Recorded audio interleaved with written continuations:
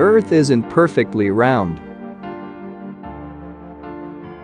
Earth is the third planet from the Sun and the only astronomical object known to harbor life.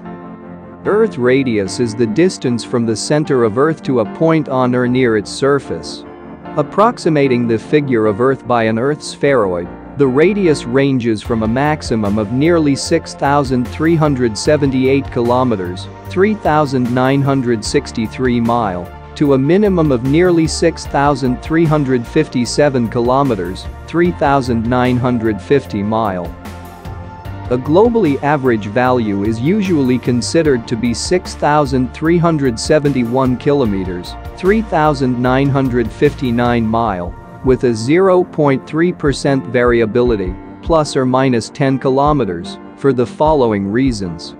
The International Union of Geodesy and Geophysics provides three reference values: the mean radius of 3 radii measured at 2 equator points and a pole, the authalic radius, which is the radius of a sphere with the same surface area, and the volumetric radius, which is the radius of a sphere having the same volume as the ellipsoid. All three values are about 6,371 kilometers, 3,959 miles.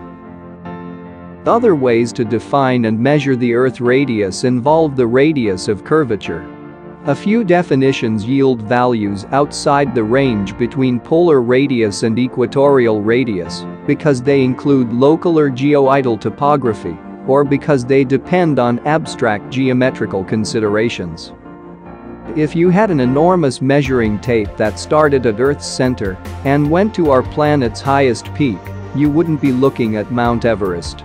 Rather, the tallest mountain would be on the other side of the world.